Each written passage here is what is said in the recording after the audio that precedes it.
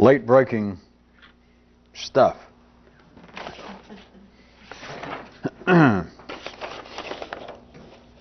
Letting notions of you continue to run around free in your brain is carrying the concept of juvenile daycare a bit too far. And here's another item. I won't try to do the sound effect like the machine running. Blah, blah, blah, blah. If you live with a collective, they always have the right of eminent domain over your thinking. And another item. A nonpartisan thinker could be described as, quote, it says, the world's smartest warrior in that, in fact, he is so clever that no one even knows that he's a combatant. Does everyone know what eminent domain means? It is a legal concept wherein the state has the right to confiscate your property. Now, it gets into nowadays all sorts of little more specific details of you're supposed to get a fair and reasonable price and etc. But the point being, if the state says that they're going to exercise eminent domain to widen the street in front of your house or to put in a new sewer, and they say based upon going rates they're going to give you X amount, thousands of dollars for your property, and you say, well, that's fine, but I don't want to sell. For those of you that do not know, of course, in our day and time, you must understand that the state represents what used to be the king, if you want to look at it that way, and you do not tell the king, you do not tell the state, even in a so-called democracy, you do not tell them when they're exercising eminent domain that you don't care to sell. The only thing in question is how much. There is no question about are you going to sell. You understand? That's not in question. I mean, it's not open to debate under most conditions. It's simply a matter that nowadays you can perhaps take it even into a civil court, into a court of equity, and try and increase the amount of money. But when the state decides to exercise eminent domain, that's it. Because we have, whether you know it or not, collectively, speaking politically now for a second before we get into the real heart of it, we have collectively, by banding here together and agreeing that we're Americans or Greeks or Romans or wherever we happen to be living, Italians, we have agreed that collectively we have more power to do things for the good of us all than we do individually. And that is the basis of eminent domain, that if they're going to widen the road, even though it's going to take some of your property that you do not want to sell at any price, it is theoretically, if not pragmatically, for the good of the whole, for the neighborhood, the city, the state, to widen it. Now it's going to inconvenience you, perhaps the people next to you, the people across the street, you're not the only one, but the state can exercise eminent domain and take, just at their discretion, can take your property while paying you a fair value. Now what we've been talking about was collective thought, and that there is, not in some metaphysical, or not even in some metaphysical / psychological way of some collective unconsciousness of man and all that. It simply has to do with the energy that is part of the genetic universe in which we all live, and we're still tied to it, everyone. The collective thinking of man is whatever seems to be your thoughts now. If you're ordinary, you take it personally, and you think, well, yes, well, I think so-and-so. I don't think the law, as a matter of fact, you bring up eminent domain, I don't think some of our current legal precedents are some of our laws, I don't think they're just. That's not thinking. And if you say, all right, I'll take it back. I think that our judicial system, I think that our set of laws are the greatest in the world.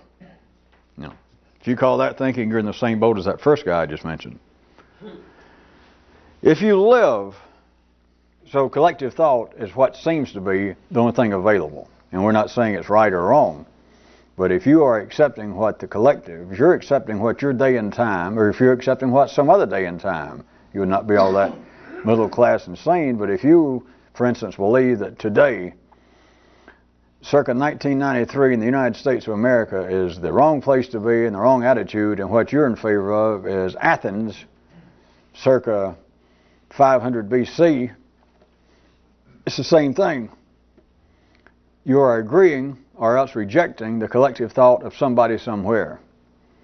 And you may try to identify it with America, you might try to identify it with Greece, you might try to identify it with some particular chronological era. It makes no difference. We're still talking about the collective. You're either accepting what they say is so to be so, or else you're rejecting it, but either way, you are not thinking. Now back to this one, item number 2 here, that says, if you live with the collective, they always have the right of eminent domain over your thinking. Do you understand that? And not that the collective thinks about it, not in any sort of conscious sense, but if you are dealing in the neural world, in the intellectual world, with what everybody else thinks, no matter what the hell it is, we're really talking about politics, religion, economics, and it doesn't matter whether you accept what they say or you reject it, it's all the same thing. If that's where you live, they have without knowing it. They have without any conscious knowledge of it, but they have the knowledge of it operational because life is working its will through man. The collective has the right, continually, of eminent domain over your thinking. Have you never realized what seems to be some of the historical shocks after the fact that people say, well, it was hell to live through it when they discovered? What should we make up? What should we pull out of history? It was hell to have been there and lived through the fact, to be a decent Western European Christian, and then for these people like Galileo and these other people with strange-looking haircuts to say, man is not the center of the universe, the planet's not even the center of our solar system. No, we're just infinitesimal specks. My God, I almost died. You know, I went crazy. I didn't know what to do. All my life I had spent giving my soul, my mind, my allegiance to the church. And they taught me that this is the center, not just of our solar system. I'm not even sure what that means, as stupid as I am. Well, you go. But it was the center of everything, and now somebody's saying we're not, and getting some attention. That is the collective continually exercising their right of eminent domain over your thinking. Now, one person, and I had to exaggerate because there is no good collective historical example for what I was trying to get you to see. If there was somebody somewhere, the little part that I just played back in whenever the hell that was, 1400s, 1500s, that did get that upset when he heard that there are some strange theories going around that are gaining some credence that say that the earth, and much less man, is not the center of the universe. And I'm sure there were some people somewhere that sat around and thought, that's upsetting, I am disturbed. But do notice that the world did not fall off the edge of the world. Things pressed right along.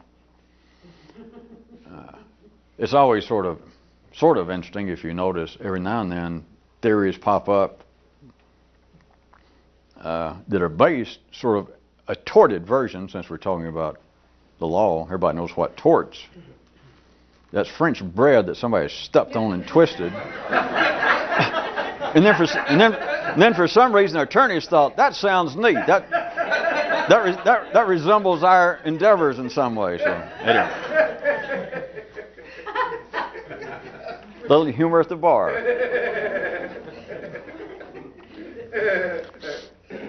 It's sort of a twisted version of what I'm talking about, but I was about to point out it's not completely off the track.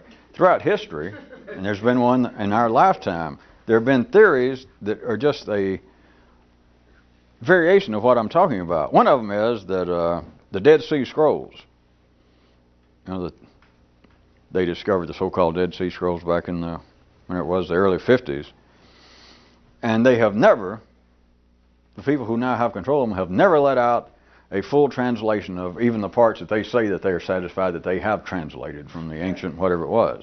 And one of the theories that keeps popping up, and not just from the routine crackpots, some of them are more academic and upstanding crackpots, is that one of the theories that's floated around once or twice is the reason they won't let it out is that in some way it's some messages from the Essenes or somebody that really gives the lowdown, the truth about Jesus and the Old Testament and all kinds of stuff. That, you know, there's stuff in there. I forget what the real theory. There's something like Jesus didn't actually come back to life. I mean, if you want to hear a shocking, I mean, that he actually died and didn't really come back to life, and somebody just says it outright, and it's so shocking that they realize it would shake the very foundation, not just of Christianity, but of the Western world, of Western culture, because even those who are not card-carrying Christians in the West, the culture, the entire intellectual, cultural, artistic structure of the West is so tied to Christianity that if this information got out, it could just spell just the collapse of Western civilization. Isn't that interesting? I mean, according to how dumb and dense and how hard up you are for an intellectual hobby to think, boy, wouldn't it? You know, and then you can imagine all kinds of things that even one of the people translating it some way secretly in the middle of the night got into the Pope or somewhere and said, we want you to know this information here off scroll number 17, look what it says. And the Pope went, oh my God, I'll be out of work, you know, if this gets out. And then the conspiracy, you can dream it even gets further, that these guys in the translation says, we thought of that, as a matter of fact. How would you like to contribute to what we have established what we call the Dead Sea Scrolls Translators Retirement Fund? You know, could we perhaps induce you, to contribute? And the Pope think, well, as a matter of fact, we've been, just thinking, what could we do with some of the excess money and treasures laying around the Vatican? Maybe. You see why I even took you off on the side track? Is the same thing that it would sound like that? I was back to me saying that there could be one guy somewhere that back when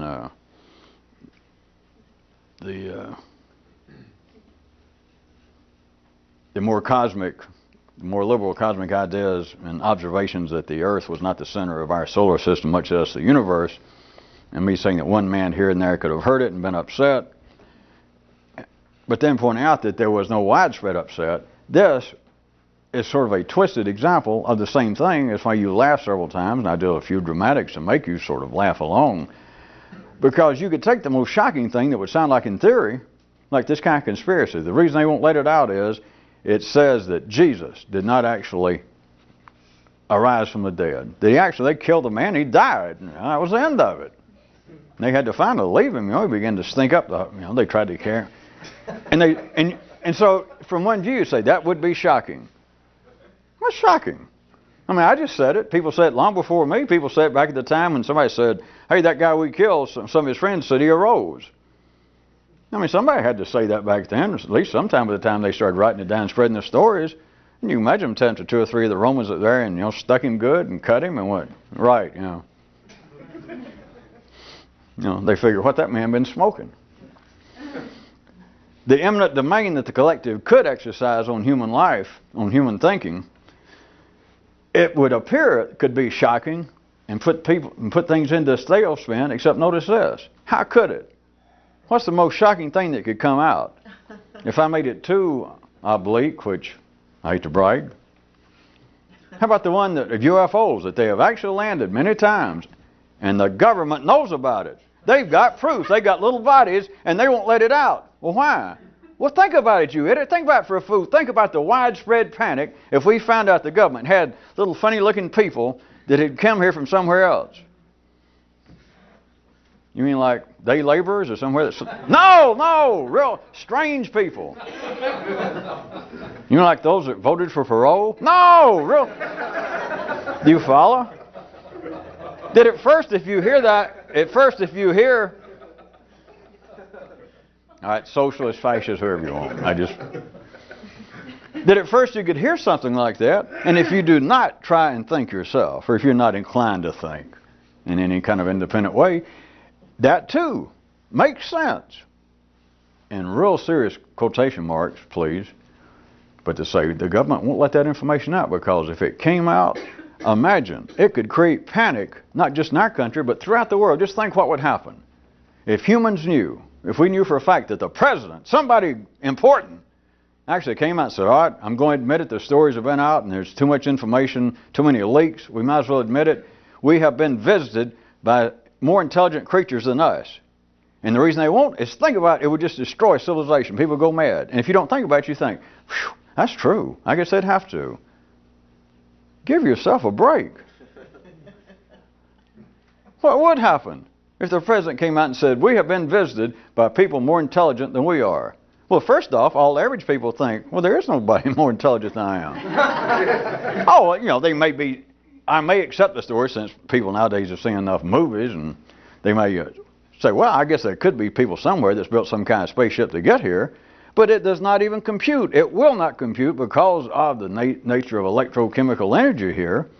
It will not compute that in the full sense that people think, well, it would destroy civilization and drive us mad. In that sense, nobody's mind will accept the fact it won't run through that, wait a minute, they may be able to build spaceships and get here, and as far as I know, we can't. Of course, you don't really know. Hell, NASA might be able to now, but who the hell wants to get on one and have to go through 20 lifetimes. You'll be dead 20 times over before you get anywhere. That kind of takes the fun out. But the idea is they won't let us know because they are more intelligent. The mind what are you going to do with that? Just because the president, or if there's somebody that impresses you more than the president. What if your mama called you or the Pope and said, all right, you people won't accept it. You think the president doesn't know what he's doing. Of course, that's the first thing that many people think if the president came out and said, well, I'm going to tell you the truth.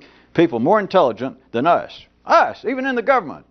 Immediately you'd think, uh-oh, the old man has finally, wigged out being, the pressure of being president. He just completely freaked out. That's what many people would think if he says, we're going to admit it. The government has known it for a long time. We have been visited by superior creatures. Many people, when they first heard it, many intelligent, ordinary people, they'd think, Jesus, this is a sight to remember. That here on live TV, I saw our own president go to pieces intellectually. Because you'd expect it any minute that suddenly the Secret Service or his wife or somebody would come up and pat him and say, there, now, let's go lay down and take the man off. And in a few minutes, an announcer would say, the White House has just announced that Vice President so-and-so has temporarily taken over.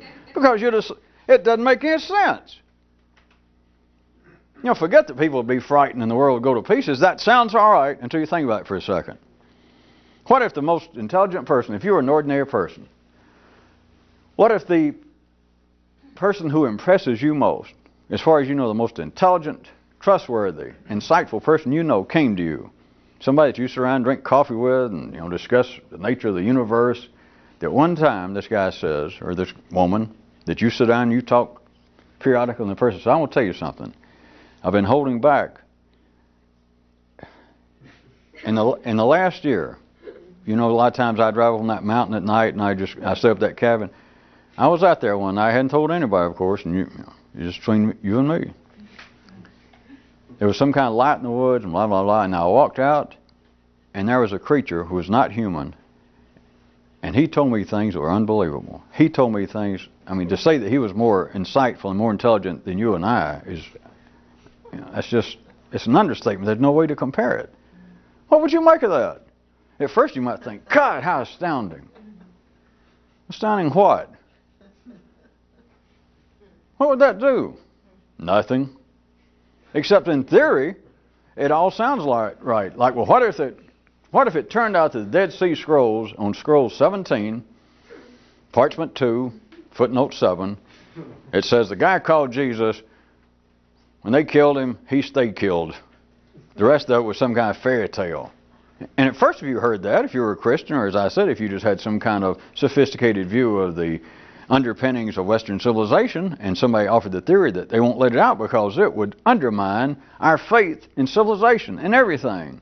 And your mind would go, well, yeah, that makes sense. It does? We're not talking theory now, me saying it does. I'm asking, all you got to do is look at your own brain. You've been reading all your life, whether you believed in any particular religion or philosophy, you've been reading all your life that there were superior people here. Oftentimes, when they're dead long enough, they take on mythical qualities, like Daffy Duck. Either mythical or mythical. But still you keep hearing what there have been men of superior intelligence, insight, and etc. And you've heard it and you accept it. What did it do? Make you go home and cut your wrist? Did it even keep you awake at night? I don't see any baggy eyes. Did it make you go, well, by God, in that case, I'm going to have to press on. From now on, my byword, intellectual, will be Excelsior doubled. No such thing.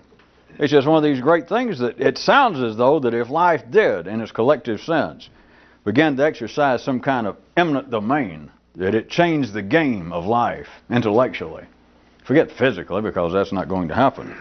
Or if it does, we're all dead men anyway. We'll all make the Dead Sea Scrolls. But intellectually, the idea of eminent domain is that life could change the game drastically, just overnight, such as there is no such thing as Buddhism. The world is no longer the center of the universe. UFOs are not figments of people's imagination. They are actual travelers, superior travelers from another universe. Now that would appear right again on the surface to intellectual people. I'm not talking about routine crackpots. That you would, especially as soon as that was prefaced or followed up by, this is world shaking, and it's the kind of information that we don't know what it's going to do to humanity. It's why it's been held back. But here it is. We're going to have to admit it. And they admit it, and you're ready to, oh my God, what's going to happen? And you hear it, and what's happened? Nada. It's like one of the news items I saw there, it was a different circumstance, but it was the kind of response, the kind of actual operative response that this would create in humans compared to what you would think it would create is the sort of thing that gave mathematics its original startle and gave them a concept of a number less than none.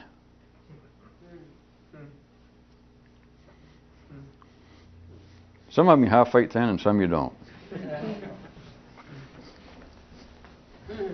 No wonder the wire services are going bankrupt.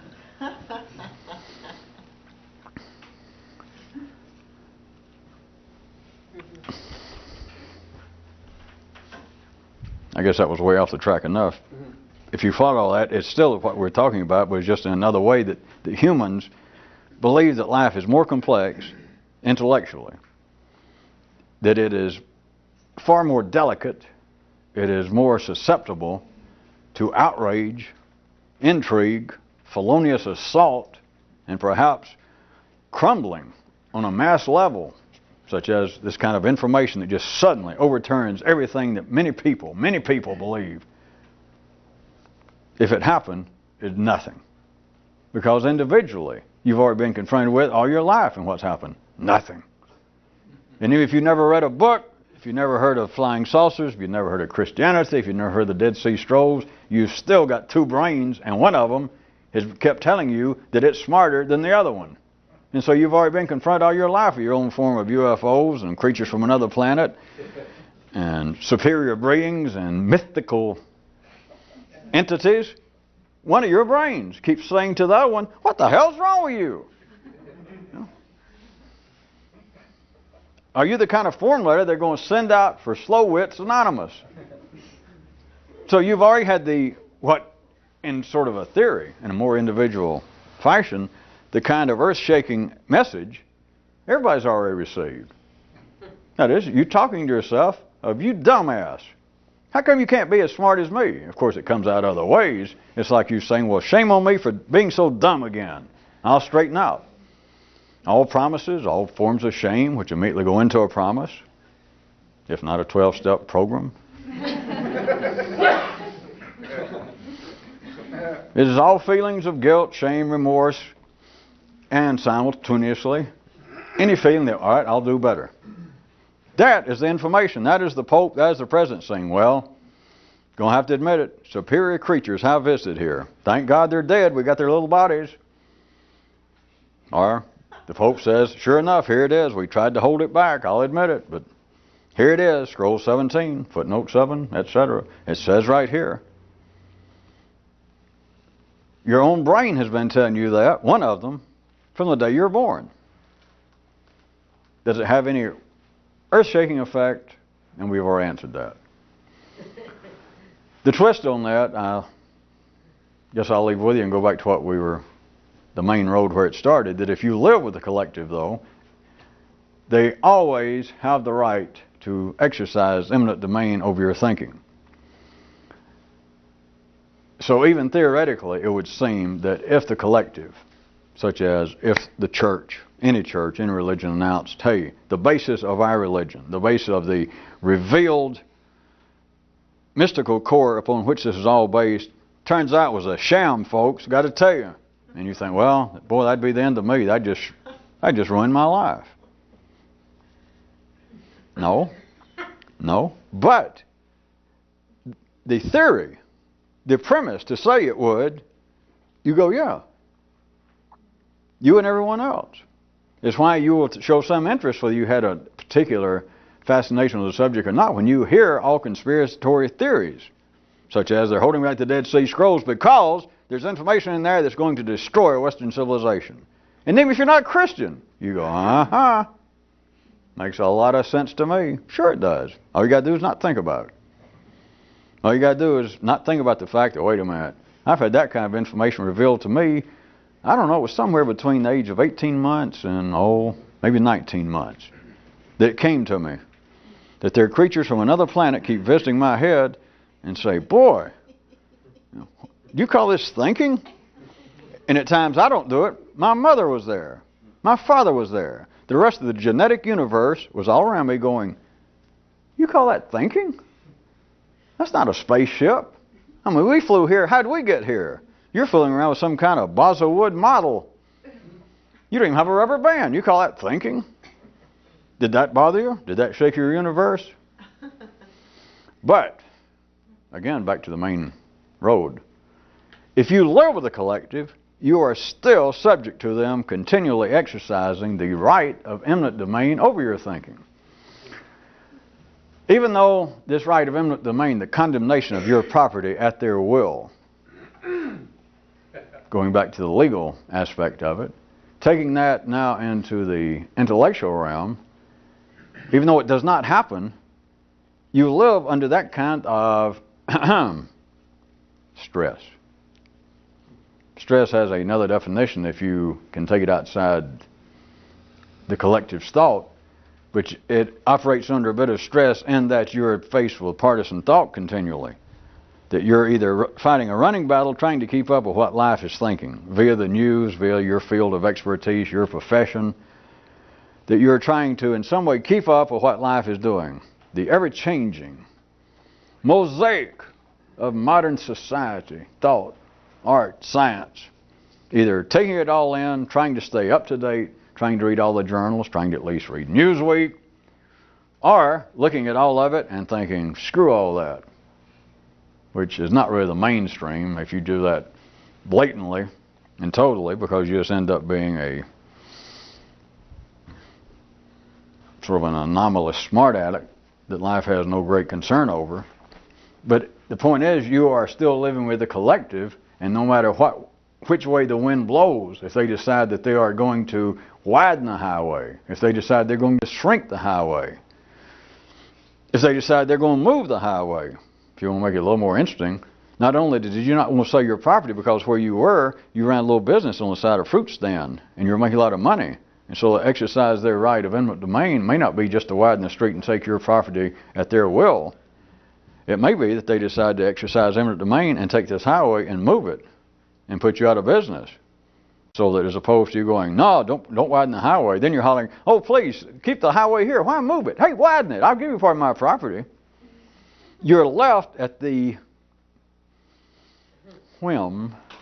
You're left at the genetic, unspecific, non-local expansion of human thought. And whatever happens, you've got no real control over it. That is what that item started out using, the allegory, using the picturization of the collective thought being able to always exercise eminent domain over your thought, because you got nowhere to go with it. With ordinary people, ordinary minds, where you have to go with it is, you go, an ordinary mind would say, well, that's not true. Because they could change something. If right now, if the church did admit, or if the government did admit that people from other universes have visited here, or if the church, on the other hand, admitted that there is now substantial proof that the story of Jesus' resurrection was just a joke, just a fairy tale they made up so that they could try to keep the collections coming in. You could say, everyone else may believe that. But that doesn't mean that I'm going to. That's thinking. To an ordinary person, that could be. That could be their proof. It happens continually. If they could say, what? Just because my mother told me this, just because everyone else in my group, in my society, in my profession, in my neighborhood runs and leaps over a cliff, does that mean I'm going to? Not necessarily. I got my wits. I'll consider whether I want to run over the cliff with them or not. I may not want to. And if I don't, I'll say so. That certainly passes for thought. That is the way, not to just make fun of it, that is the kind of manner in which intellectual progress proceeds in life. It is the kind of, it appears to be, intellectual, scientific, philosophical, ebb and flow, pull and tug, give and take. Take a little bit, consider this guy's philosophy, then consider it this way, then look at it like this. That is the way things move. But that is the collective thought, that is life itself, exercising eminent domain over everyone's thought. It widens the road and goes like this, and you and everyone else on that side goes, boy, I was hoping they'd take my property and widen it over this way.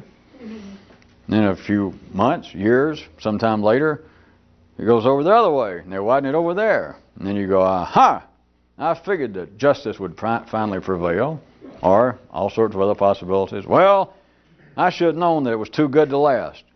If they'd have come on and widened it this way again instead of that way, they'd have taken all my property and I'd be rich by now. It is that whatever you think is still subject to life's exercise of eminent domain, and you're helpless. It doesn't do you harm. Of course, then I assume everyone's intelligent enough not to ask the dirty question, well, if it doesn't do me harm, then what possible good does this kind of stuff do? I don't know. That's not on there tonight. I don't think there's an answer to that.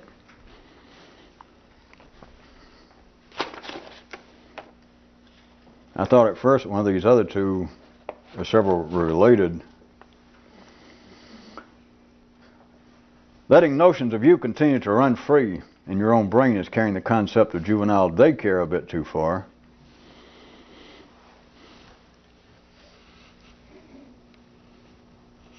You realize that collective thought taken to an individual level, speaking about just in the everyday sense, an individual person, then everything that you normally think is tied to concepts, notions of yourself running around free in the brain. There is no way that you can think without thinking about you.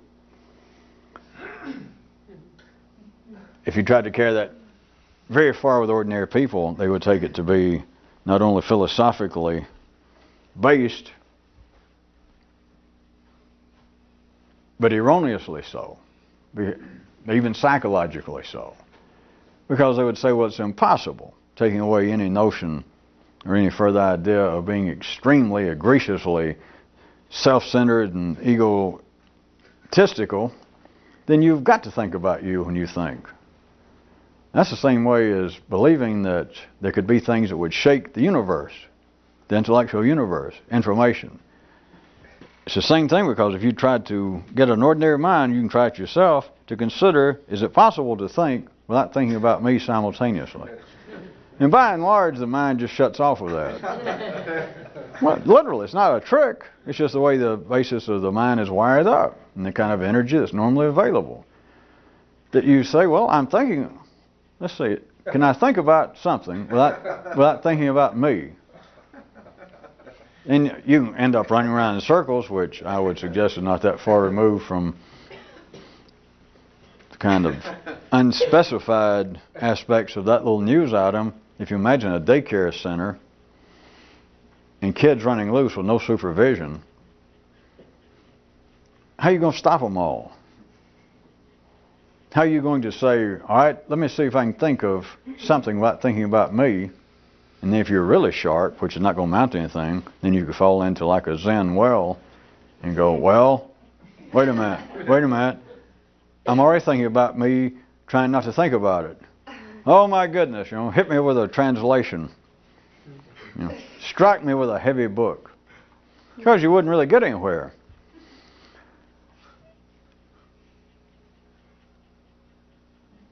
There is not even a trace of any notable history of any thinker of any sort from any place who tried to put his hands on, verbally even, any concept of thinking without the thinker participating, without the thinker being a part of it. Because ordinarily the mind, absolutely, you can't go anywhere. You might as well be trying to pull white off of white paint. It can't go anywhere.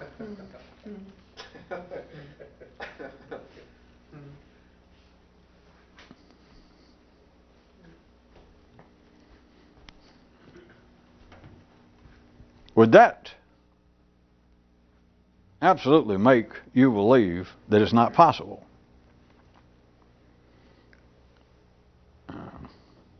We have dug up enough examples, if you can pull them back together the last few nights, that life indirectly points out that it is possible. That it is dangerously possible from its collective view to get there enough to tell people that they shouldn't do it. Mind you again, how about this? It's the sanity of the collective world speaking to the sane.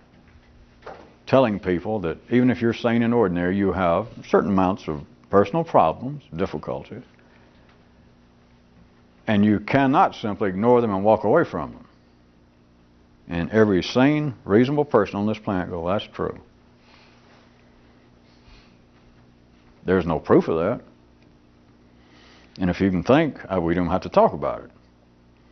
The reason life points it out collectively, anytime it points out what seems to be an absolute undeniable piece of collective wisdom, if you want an instant adage, you can count on this for yourself. It's a form of protection. Every book that's collected everywhere on this planet of the local, the historical proverbs, the adages of wisdom, they're all defense mechanisms. Every one of them. All of the one-liners, all of the maxims, and all the holy books, and all of the fairy tales, they're all forms of self-protection. Or they were. So anything that life has made a group of people believe at some particular time and place, that they just take as an intellectual, an absolute fait accompli. Whether you like psychology or anything, for them to say, listen, if you got problems, like if you have a poor self-image, well, yeah. I mean, if you got any kind of complaint with you, yeah, things you don't like about you, yeah, you can't just simply try to ignore it. It's not going to go away. Well, yeah. You cannot deal with a human problem of some kind. They usually call them emotional, but personal problem. You cannot deal with it in some way by simply ignoring it and walking off. And people going, well, yeah. That it's just a fact. It's a form of protection. No fact. And the reason that it's stated as such a fact, and why it's put in such a way as the majority, wherever it was headed for, of that particular group of people in that particular time, that the majority of them will immediately respond and go, yeah, is so that they won't try otherwise. Because you can even do it and probably get an ordinary person here or there momentarily to agree, especially if they had a couple of gin and tonics in them, and you could start this kind of conversation and sort of play like you were on the verge of attacking psychology, and then kind of go along with it, and you go, how about the whole idea that just because you got personal problems or things that bug you, and everybody believes that, hey, you got to go join some kind of damn group, you got to go get professional help, because they say, hey, you can't just forget it and let the problem go away. I'm still somebody talking to an ordinary person. The guy, yeah. You say, you ever think about it? If you could just forget it, they couldn't be more wrong. If you can forget it, you got no goddamn problem. Yeah, well, I guess you're right. You can think, it's some kind of trick they just wants to do. The guy, but you do understand it wouldn't go anywhere, because that is not the mainstream of human thought. And even if you made somebody suddenly go, that's true. I, for years, have hated my mother. And it's driven me crazy. I feel like it's the cause of my drink, or at least that's what a astrologer told me once by mail. I sought professional help once, and they agreed that, it's probably... But now that you put it that way, as silly as it sounds, if I could forget about hating her, I wouldn't have a problem. Well, that does sound kind of, well, I gotta go to the bathroom. There's nothing you can do with it. An ordinary person. But the reason it is accepted as collective, undeniable wisdom is that it is necessary protection. Because in a sense, in a real sense, now not two ordinary drunks standing around attacking psychology and just playing smart-ass alcohol-based games, without any doubt, the only reason that somebody could laugh at that, an ordinary person, is that whatever personal problems you have, that I hate my mother, all right, here's what my suggestion. Don't ever think about hating your mother again. Hey, it worked! That's why that people will laugh. That's why people can take it as being a smart-aleck joke momentarily. They can take it as an ephemeral kick in the shins of psychology and collective wisdom, but that's all they can do.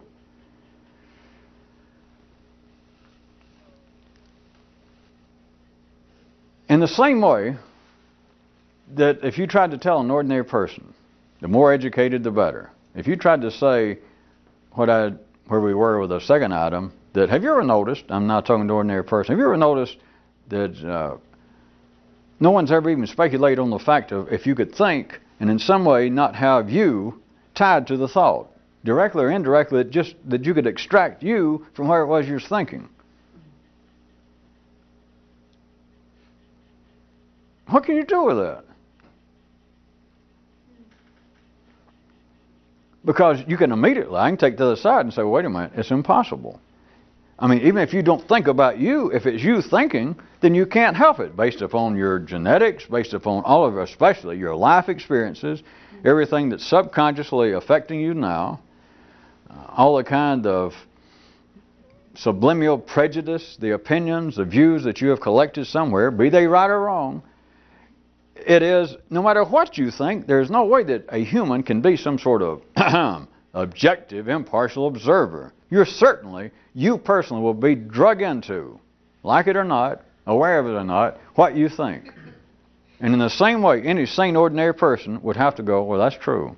In the same way that you go, hey, if you got some kind of personal problem, something bugging you, it's not going to do any good to try to ignore it, try and drink, or, just to say, well, I won't think about it. That's not going to do any good. And an ordinary person will go, well, you're right. Assuming that they don't have the ability to think about it any further. In the same way that you can say, well, I hear what you're saying about being theoretically extracting the thinker from what he was thinking, but hey, you can't do it. And in the background you can hear not just a small Greek chorus, not just Alvin and 10,000 chipmunks, but all of the sane people of the world. They come up gradually, if invisibly, on the risers behind you, and they all sing, you tell them. Because the collective life thinking through man simply says it's not possible. And it's not open to debate. There is nothing to discuss. That anyone who hears it, to hear it say, well, hey, it may be some sort of philosophical theory or some kind of little game you came up with, but you cannot, perforce of man doing the thinking, of there being an individual thinking, then that person, theoretically, him, me, you, anybody, you cannot divorce the thinker from what he's thinking. And my little joke was, in the background, that silence you hear is all of humanity going, right on. There's nothing else to discuss. They say that may be some sort of theory, but it is not possible. In the whole world, it's like that other little click you hear is slamming the world's largest safe door. That's the end of the subject. But what if you consider, some of you seem to have gotten something from it, rather than take that as being an ironclad, irreversible, without any doubt, certainty, what if you can consider that all such ideas, all such theories, maxims, obvious pieces of wisdom, that if you can begin to see that each and every one of them, or any one that you care to look at, can be seen as being a form of protection, self-defense. then if you begin to see that, then anything that appears to be on its face irrefutable is no longer so. Not that it's wrong, not that you're going to be able to take the opposite position because you're still not thinking. It's not that, well, wait a minute, just because everybody says that that's not possible, and it's not so, then that means it's so. If you're knowing that person did that, so what? What have you got? But what if the fact is that what is not supposed to be so is that if you can make your brain operate in a place that is presently not wired up, that is nonpartisan, that means you can, which really gets having to dance without ever touching the floor, that you can think about things that has some validity in life.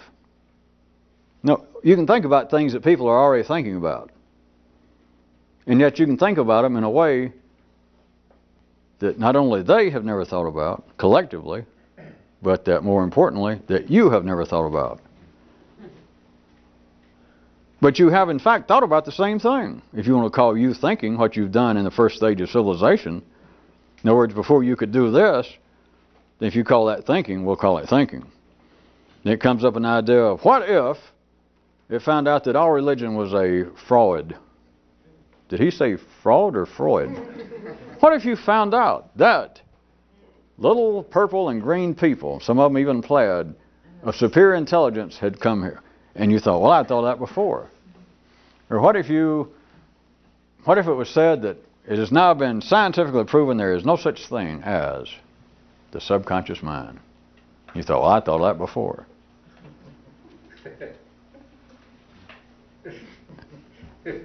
What if you can think even about what you have thought about before, literally, in such a way that you are not running loose in the daycare center? Because you can't catch you. It's not you going, well, yeah, I used to run around and I thought, hey, I believe in psychology. That will finally explain everything. And after years of intense study, drinking coffee and going to the bathroom and drinking more coffee and going to the bathroom, smoking cigarettes and going to the bathroom, I finally decided, wait a minute, psychology doesn't have all the answers. I'm learning how to think now. I grew up in an environment, my father, in fact, was a psychologist. I hate to admit it. And my mother majored in sociology, and so I don't know, I guess it was understandable. But after years of considering the matter and looking at all of the research, all the important literature, it strikes me that psychology explains nothing. Now I'm getting somewhere. It is, to use those kind of picturizations, just like a man who has sat there in a cell staring at the north wall for 30 years, and in some kind of great moment of epiphany, of course based upon a proper payoff for years of study and contemplation, says, I believe by God I'll get up and walk to the other end of the bunk and look at the south wall of my cell. Aha. What if you could wander outside and just start telling you what you would think is ridiculous? Because if we could do that, then such as this would be some sort of package program, which, by the way, will be available as you leave the door. No checks, please. And see, the best you can do is what makes this kind of thing so interesting and popular. Is all you can do is try and infer to people, a few people here and there, that their brain can rush up like to the edge, the kind of places that scared the absolute, I don't know, I guess Portuguese red wine out of people like Magellan. Get right up the edge, and see, they wouldn't actually go. They stuck on the planet and just went on around it. They thought that was a big deal. It's to get people right up to the edge, a few people, and they realize, well, hey, it's not important. It's not a matter of proving that, well, if you could think in some different way, then here's what you would think. And if you can't do that, at least some of them get right to the edge and realize, well, wait a minute, it does strike me that whatever it is that I would normally think, it wouldn't be that.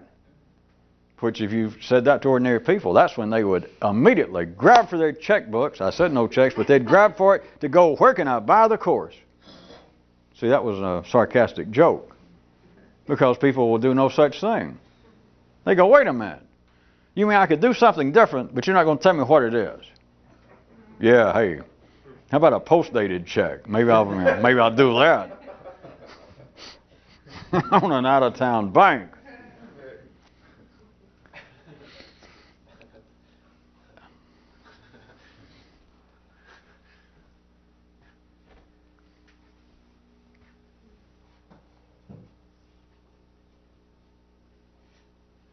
I thought it was the world's longest short hair.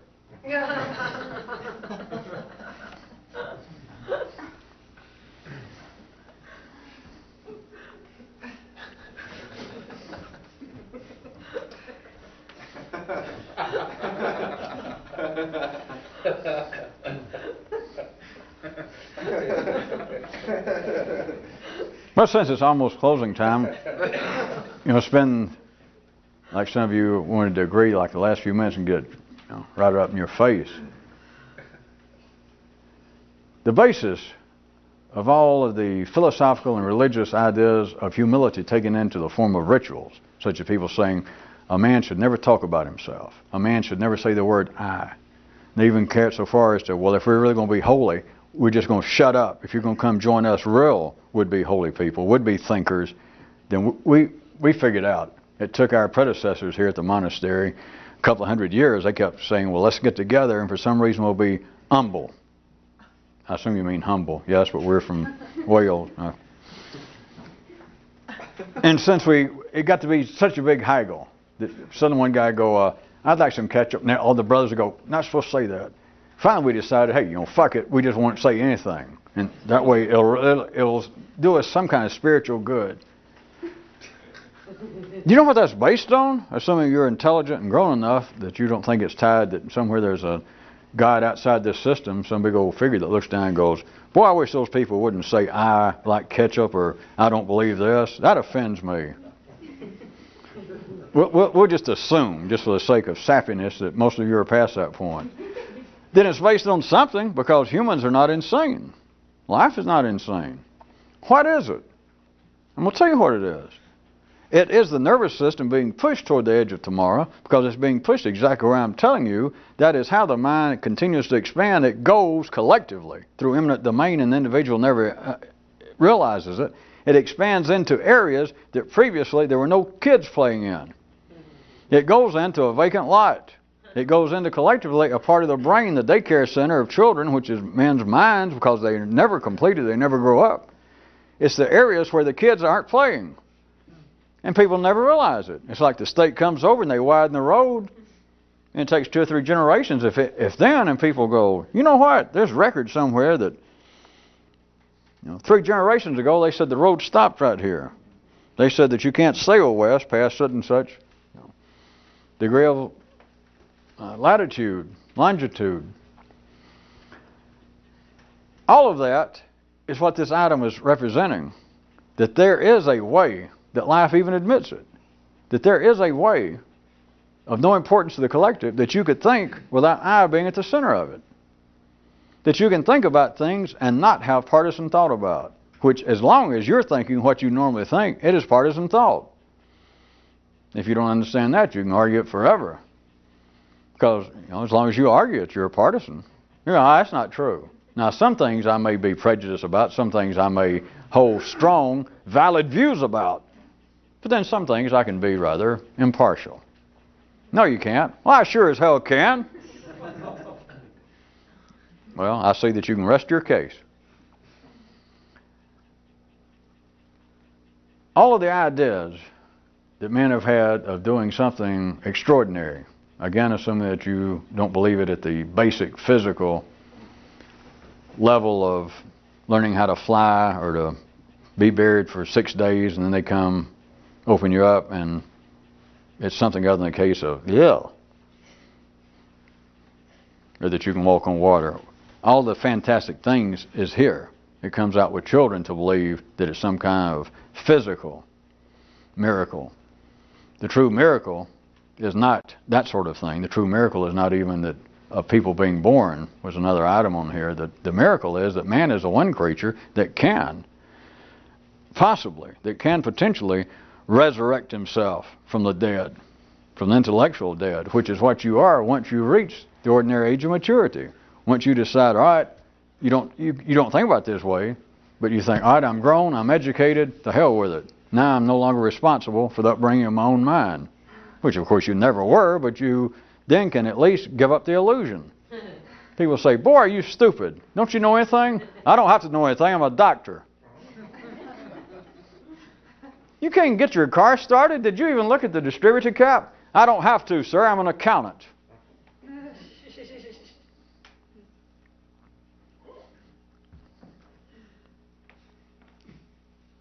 Every idea that humans have ever had, singularly or collectively, have to do with this.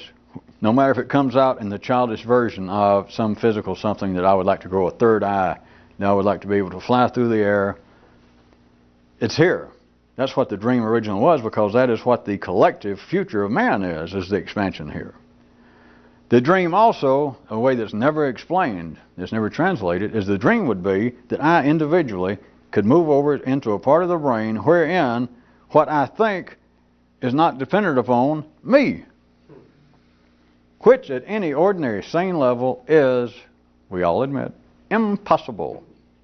Not even worth talking about. But why is it then that you're surrounded, once you begin to see it, that life continually pushes man in that direction? It just comes out in fairy tales and myths, superstitions, adages, truths in your face.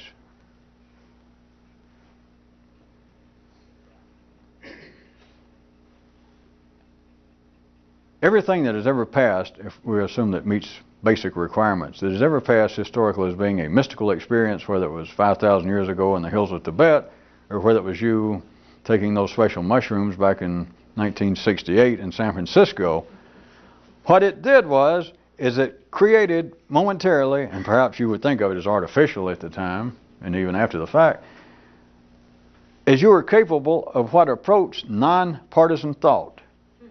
That you had thoughts, and they didn't seem to be your thoughts, which is all we're talking about. And people then, if it was in a mystical state, they attribute it, well, the cosmic forces, or the spirit of Buddha overtook me, or the spirit of Moses came to me and revealed things, or it was those damn mushrooms from outside of Phoenix that they brought. But you understand, in either case, and everything in between, men get close to having something resembling nonpartisan thought, having something that seems to be thinking in their mind, thoughts that they don't seem responsible for. And I don't mean just silliness, things that seem to be substantial and meaningful. But where the hell they come from? I would have never thought this personally. Aha. That's my dramatics. Aha. And of course ordinary people go, aha what? You got to stay forever in a monastery and meditate, and you got to take drugs or something to ever get there. I know that's what life says. That's who's running this thing. I'm see. That's the stories it puts out. I'm translating them. I'm cleaning them up. All of that is the same thing, all the way from mystical experiences to drug-induced experiences, when it seems to be meaningful. The feeling is they came from somewhere else, and thus you attribute it to the gods, to spirits, to somebody else, or to drugs. You attribute because you don't know what to attribute it to. And what it is was a part of your brain that was close to it. It was part of your brain that was nonpartisan. And you thought without the notion of you running around loose. And it is astounding.